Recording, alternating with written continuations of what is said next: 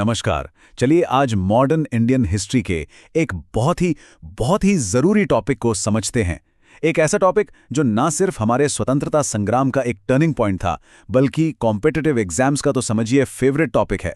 जी हाँ, हम बात कर रहे हैं 1905 के बंगाल विभाजन की, जिसे बंग भंग भी कहते हैं। और इसके जवाब में जो भारत का पहला बड़ा मास मूवमेंट हुआ, स्वदेशी आंदोलन, उसकी भी। अब आप चाहे एसएससी सीजीएल की तैयारी कर रहे हों, रेलवे की, किसी स्टेट पीएससी की या फिर यूपीएससी की, यहां से एक दो सवाल तो आपको मिल ही जाते हैं। तो आज के सेशन में हम सिर्फ फैक्ट्स नहीं रटेंगे, नहीं, बल्कि हर घटना के पीछे का क्यों, उसका क्या असर हुआ और एग्जाम में सवाल कैसे बनता है, उसे बिल्कुल परत दर परत खोलकर समझेंगे। तो आगे बढ़ने से पहले एक बार फटाफट देख लेते हैं कि हम आज क्या क्या कवर करने वाले हैं। एक तरह से ये हमारा आज का रोड मैप है। सबसे पहले हम समझेंगे इसका इंट्रोडक्शन और कारण, मतलब ये विभाजन हुआ ही क्यों। फिर हम देखेंगे कि विभाजन का असल प्लान क्या था और लोगों ने इसका विरोध कैसे किया। इसके बाद जो सबसे इंपॉर्टेंट हिस्सा है, स्वदेशी आंदोलन का जन्म, उसे समझेंगे। फिर देखेंगे कि इस पूरे घटनाक्रम का असर क्या हुआ, मतलब इसका नतीजा क्या निकला। और हाँ, आखिर में हम प्योरली एग्जाम पर फोकस करेंगे।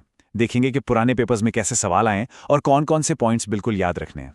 इस तरह से स्टेप बाय स्टेप चलने से ना पूरा टॉपिक दिमाग में एकदम सेट हो जाएगा।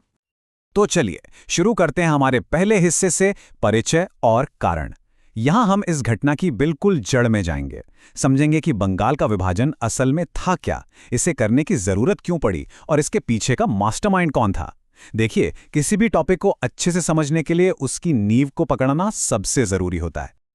अच्छा, तो ये बंग भंग, इसका मतलब क्या है? इसका सीधा सा मतलब है बंगाल का भंग होना, यानी बंगाल का टूटना।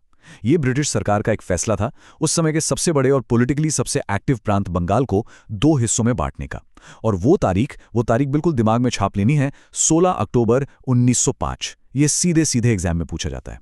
देखिए, ये सिर्फ कोई एडमिनिस्ट्रेटिव फैसला नहीं था, नहीं, ये इंडियन नेशनलिज्म पर, हमारे राष्ट्रीयता पर एक सीधा हमला था। और इसी हमले के जवाब में भारत के लोगों ने एक ऐसा आंदोलन खड़ा किया जो पहले कभी नहीं देखा गया था। इसी को हम जानते हैं स्वदेशी और बहिष्कार आंदोलन के नाम से। तो एक बात बिल्कुल साफ है, भंग भंग कारण था और स्वदेशी आंदोलन उसका परिणाम था। अब जरा इस टाइमलाइन पर नजर डालिए। होता क्या है कि विभाजन का जो प्लान था, इसकी बातें तो 1903 से ही शुरू हो गई थीं, लेकिन इसे लागू कब किया गया? 2 साल बाद, 16 अक्टूबर 1905 को। अब यहां से एक सवाल बनता है जो पता नहीं कितनी ही बार एग्जाम्स में आ चुका है। जब बंगाल का विभाजन हुआ, उस समय भारत का वाइसराय कौन था? तो इसका जवाब है लॉर्ड कर्जन। ये नाम याद रखना है, लॉर्ड कर्जन। ये नाम अंग्रेजों की डिवाइड एंड रूल, यानी फूट डालो और राज करो की नीति का सबसे बड़ा चेहरा बन गया था। तो यहां से दो बातें एकदम पक्की कर लेनी है। वाइसराय था लॉर्ड कर्जन और लागू होने की तारीख थी 16 अक्टूबर 1905। अब सबसे बड़ा सवाल कि आखिर अंग्रेजों को बंगाल को बांटने की जरूरत पड़ी ही क्यों? देखिए, उनकी एक थी ऑफिशियल स्टोरी जो उन्होंने दुनिया को बताई। वो कारण था प्रशासनिक सुविधा। उन्होंने कहा, अरे भाई, बंगाल प्रांत बहुत बड़ा है, इतनी बड़ी आबादी पर एक सेंटर से शासन करना बहुत मुश्किल हो रहा है। सुनने में तो ये बात काफी लॉजिकल लगती है ना? लेकिन जो असली कारण था वो कुछ और ही था। असली वजह थी पॉलिटिकल। उस समय बंगाल इंडियन नेशनलिज्म का, हमारी आजादी की लड़ाई का गढ़ था। सारे बड़े बड़े नेता, क्रांतिकारी विचार, देशभक्ति की किताबें सब बंगाल से ही निकल रहे थे। अंग्रेज इस बढ़ती हुई नेशनलिज्म की आग को बुझाना चाहते थे और उन्हें इसका सबसे अच्छा तरीका क्या लगा कि बंगालियों को ही आपस में बांट दो। किस आधार पर? धर्म के आधार पर। उनका दूसरा छिपा हुआ मकसद था हिंदू और मुसलमानों के बीच जो एकता थी उसे तोड़ना, ताकि वो मिलकर अंग्रेजों के खिलाफ कभी खड़े ही ना हो पाएं। और बस यहीं से उनकी वो सबसे कुख्यात पॉलिसी सामने आती है, फूट डालो और राज करो। अंग्रेजों की पूरी स्ट्रैटेजी इसी एक लाइन पर टिकी थी। वो ये बात अच्छी तरह जानते थे कि अगर भारत के लोग धर्म, भाषा या इलाके के नाम पर एक दूसरे से लड़ते रहेंगे तो वो कभी भी एक होकर उनका सामना नहीं कर पाएंगे। और बंगाल का विभाजन इसी गंदी सोच का सबसे बड़ा, सबसे खुल्लम-खुला एग्जाम्पल था। उन्होंने सीधे सीधे बंगाल की एकता पर वार किया, ये सोचकर कि इससे भारतीय राष्ट्रवाद की रीढ़ की हड्डी ही टूट जाएगी। ये पॉइंट समझना बहुत जरूरी है, क्योंकि ये सिर्फ एक घटना नहीं है, ये अंग्रेजों के असली चरित्र को दिखाता है। चलिए अब आगे बढ़ते हैं हमारे दूसरे सेक्शन की तरफ, विभाजन की योजना और उसका विरोध। हमने ये तो समझ लिया कि विभाजन क्यों किया गया, अब देखते हैं कि ये किया कैसे गया।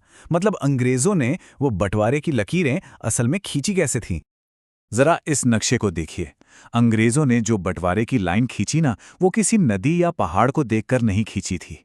ये भाषा के आधार पर भी नहीं थी, क्योंकि बंगाली बोलने वालों को ही 2 टुकड़ों में बांट दिया गया। ये बंटवारा बहुत ही बेशर्मी से सीधे सीधे धर्म के आधार पर किया गया था। उन्होंने जानबूझकर बंगाल को ऐसे तोड़ा कि एक हिस्सा मुस्लिम मेजॉरिटी बन जाए और दूसरा हिस्सा हिंदू मेजॉरिटी। और ये ब्रिटिश भारत के इतिहास में पहली बार हो रहा था कि किसी प्रांत को खुलेआम धर्म के नाम पर बनाया जा रहा हो। ये उनकी डिवाइड एंड रूल पॉलिसी का सबसे जहरीला इस्तेमाल था। अब इस टेबल से पूरी तस्वीर और भी साफ हो जाएगी। देखिए, बंगाल को 2 नए प्रांतों में बांट दिया गया। पहला प्रांत बनाया गया पूर्वी बंगाल और आसाम। इसमें पूर्वी बंगाल और आसाम का इलाका था। इसकी राजधानी बनाई गई ढाका, और एक कैसा इलाका था? एक मुस्लिम बहुल इलाका। दूसरा प्रांत था पश्चिम बंगाल, जिसमें आज का पश्चिम बंगाल, बिहार और उड़ीसा भी थे। इसकी राजधानी कलकत्ता ही रही और ये एक हिंदू बहुल इलाका बन गया। तो आप देख सकते हैं डिज़ाइन कितना साफ है।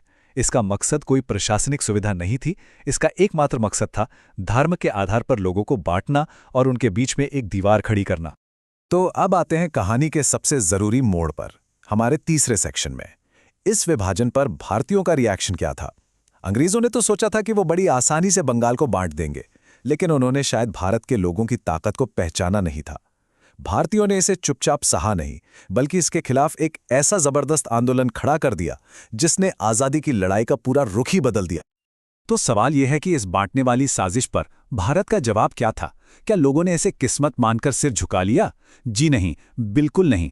इस अपमान के जवाब में भारत की आत्मा जाग उठी और इसी विरोध की आग से जन्म हुआ भारत के पहले बड़े और कामयाब मास मूवमेंट का स्वदेशी आंदोलन। अच्छा, तो इस स्वदेशी आंदोलन में होता क्या था? इसके कुछ की प्रोग्राम्स थे जो बड़े सोचे समझे थे। पहला, विदेशी सामान का बहिष्कार करो, मतलब अंग्रेजों की फैक्ट्रियों में बना कोई भी सामान नहीं खरीदना है, खास तौर पर मैनचेस्टर से आने वाला कपड़ा और लिवरपूल से आने वाला नमक। मकसद क्या था? अंग्रेजों की इकोनॉमिक बैकबोन को तोड़ना। दूसरा, और इसका पॉजिटिव साइड था, स्वदेशी चीजों को अपनाओ, मतलब जो भी भारत में बना है उसे इस्तेमाल करो। इससे हमारे देश के कारीगरों और छोटे उद्योगों को ताकत मिली। तीसरा, राष्ट्रीय शिक्षा। स्टूडेंट्स ने सरकारी स्कूल कॉलेज छोड़ दिए और उनकी जगह हमारे अपने नेशनल स्कूल और कॉलेज खोले गए। और चौथा, जो एक पावरफुल सिंबल बन गया, विदेशी कपड़ों की होली जलाना सरेआम। तो ये एक तरह से अंग्रेजों के इकोनॉमिक और कल्चरल डोमिनेंस पे चौतरफा हमला था। और वो दिन 16 अक्टूबर 1905, जिस दिन ये बंटवारा ऑफिशियली लागू हुआ, उस दिन को पूरे बंगाल में राष्ट्रीय शोक दिवस के तौर पर मनाया गया। उस दिन किसी के घर में चूल्हा नहीं जला, सारी दुकानें बंद थीं, लोग नंगे पैर सड़कों पर निकले, उन्होंने व्रत रखा और गंगा में स्नान करके जुलूस निकाले। ये एक खामोश लेकिन बहुत ही ताकतवर विरोध था, जो लोगों के दुख और उनके गुस्से को दिखा रहा था। उस दिन एकता की कुछ ऐसी तस्वीरें देखने को मिली जो इतिहास में हमेशा के लिए अमर हो गईं। लोगों ने विरोध जताने के लिए अपनी बाहों पर काली पट्टियां बांधी। गुरुदेव रवींद्रनाथ टैगोर के कहने पर हिंदुओं और मुसलमानों ने एक दूसरे की कलाई पर राखी बांधी। ये अंग्रेजों के मुंह पर एक तमाचा था, एक सीधा संदेश कि तुम हमें जमीन पर तो बांट सकते हो, लेकिन हमारे दिलों को नहीं बांट सकते। और बंकिम चंद्र चटर्जी का लिखा गीत वंदे मातरम हर गली हर जुलूस में गूंजने लगा। ये गीत इस आंदोलन का एंथम बन गया, पूरे देश की आवाज बन गया। अब इस आंदोलन को लीड कौन कर रहा था? देखिए, इसमें 2 तरह के नेता थे। शुरू में कमान थी सुरेंद्रनाथ बैनर्जी और गोपाल कृष्ण गोखले जैसे नरम दल यानी मॉडरेट्स के हाथ में।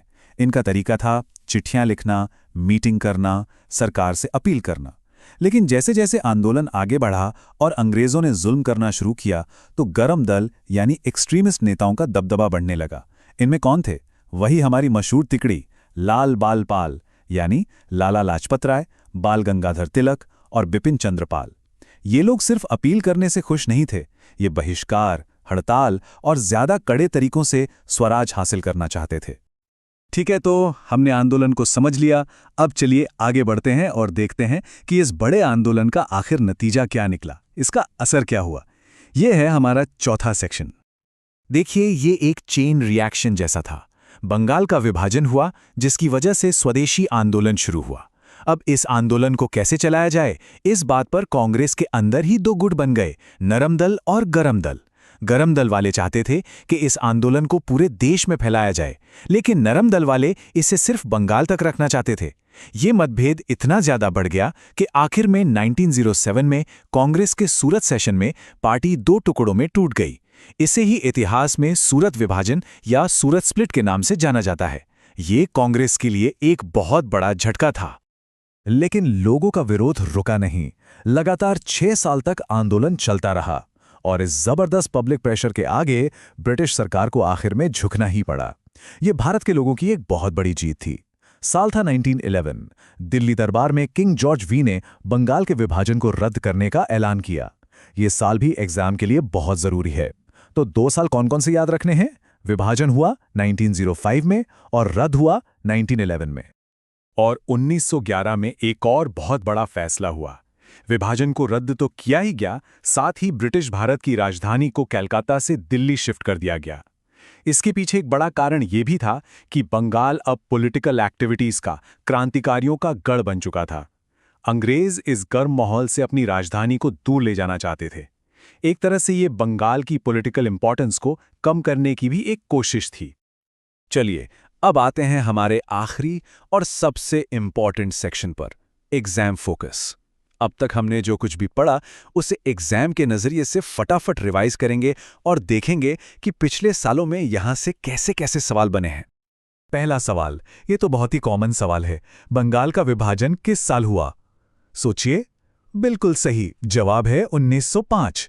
और अगर पूरी तारीख पूछ ली जाए तो हाँ, 16 अक्टूबर 1905, जिस दिन ये लागू हुआ। दूसरा सवाल, बंग भंग आंदोलन से जुड़ा हुआ आंदोलन कौन सा है? इसका तो बहुत सीधा जवाब है, स्वदेशी आंदोलन। हमेशा याद रखिएगा, बंग भंग कारण था और स्वदेशी आंदोलन उसका परिणाम था, कॉज एंड इफेक्ट। और ये रहे कुछ वन लाइनर्स जो लास्ट मिनट रिवीजन के लिए रामबाण हैं। इनको बिल्कुल रट लेना है। चलिए मेरे साथ साथ दोहराइए। विभाजन लागू हुआ 16 अक्टूबर 1905, विभाजन रद्द हुआ 1911, जिम्मेदार वायसराय लॉर्ड कर्जन, आंदोलन का नारा वंदे मातरम, रक्षाबंधन की शुरुआत किसने की? रविंद्रनाथ टैगोर, और इसका सीधा नतीजा स्वदेशी आंदोलन। ये सारे पॉइंट्स सीधे सीधे एमसीक्यूज बनकर आते हैं। तो कुल मिलाके हम ये कह सकते हैं कि बंगाल का विभाजन और उसके जवाब में हुआ स्वदेशी आंदोलन हमारी आज़ादी की लड़ाई में एक टर्निंग पॉइंट था। ये पहला ऐसा आंदोलन था जिसने आज़ादी की लड़ाई को सिर्फ पढ़े लिखे लोगों तक सीमित नहीं रखा, बल्कि उसे आम जनता तक पहुंचाया, किसानों, छात्रों और महिलाओं तक। यहीं से हमारे फ्रीडम स्ट्रगल का एक नया, ज्यादा ताकतवर दौर शुरू हुआ। और आखिर में एक सवाल जो हमें आगे के इतिहास से जोड़ता है। जरा सोचिए, स्वदेशी आंदोलन ने जो जन आंदोलन और इकोनॉमिक सेल्फ रिलायंस यानी आत्मनिर्भरता के सबक सिखाए, उसने आगे चलकर महात्मा गांधी जैसे नेताओं की स्ट्रैटेजीज को कैसे इन्फ्लुएंस किया होगा। देखिए, जब गांधी जी 1915 में भारत लौटे तो उनके पास स्वदेशी आंदोलन का एक तैयार मॉडल था। उनके जो बड़े आंदोलन थे, जैसे नॉन कॉपरेशन मूवमेंट या सिविल डिसोबीडियंस मूवमेंट, उन सब में हमें स्वदेशी और बहिष्कार की झलक साफ साफ दिखती है। चरखा, खादी, विदेशी कपड़ों का बहिष्कार, ये सारे आइडियाज की जड़ें कहीं ना कहीं स्वदेशी आंदोलन में ही थीं। तो हम कह सकते हैं कि इस आंदोलन ने आने वाले गांधीवादी आंदोलनों के लिए एक मजबूत नींव तैयार कर दी थी।